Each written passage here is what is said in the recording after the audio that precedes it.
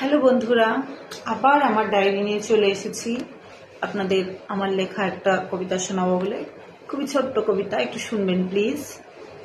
কবিতাটা লিখেছিলাম স্টুডেন্ট লাইফে। স্বাভাবিকভাবেই চোখে অনেক স্বপ্ন, প্রত্যেকটা স্টুডেন্টেরই স্বপ্ন থাকে, এই করব সেই করব, অনেকটা কিছু করার স্বপ্ন থাকে জীবনে। তো সেরকম কিছু স্বপ্ন আমারও ছিল, যদিও তার কিছুই পূরণ হয়নি আদৌ। আজকে আমি একজন মিডল এজড বিবাহিতা বেকার।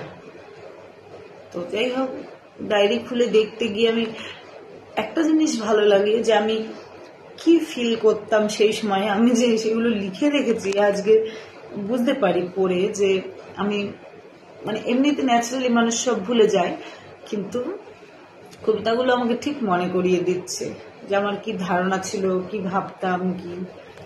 যাই হোক, কবিতা তো রয়েছে আরো কয়েকটা, সেটা আগেই বলেছি আপনাদের। আজকে আমি এই কবিতাটা শোনাই, এটা একটু ছোট আছে, শুনবেন প্লিজ প্লিজ। কবিতাটার নাম হচ্ছে খোলা আকাশ। লিখেছিলাম 29/10/2012-তে। খোলা আকাশের দিকে যখন চেয়ে থাকি, মনের কোণে একটু আনন্দের ছোঁয়া লাগে। জীবনের সমস্ত স্বপ্নের বাস্তব রূপ দেখতে পাই সেখানে। এই বিশাল খোলা আকাশে আমার স্বপ্নগুলোর জন্য জায়গার অভাব হয় না কখনো।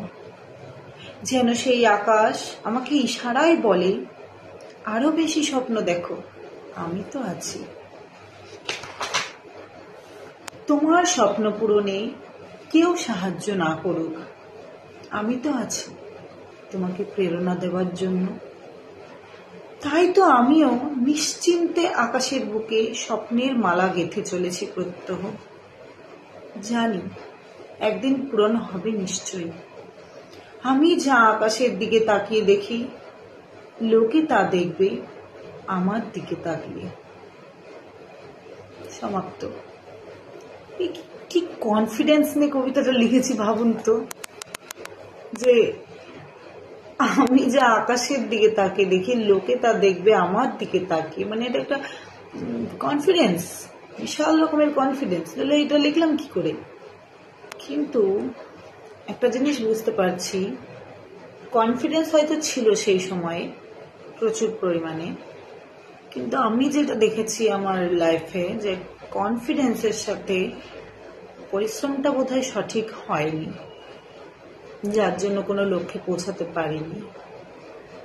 যাই হোক, কি আর করা যাবে, নিয়তির আগে তো কিছু নেই। ধন্যবাদ।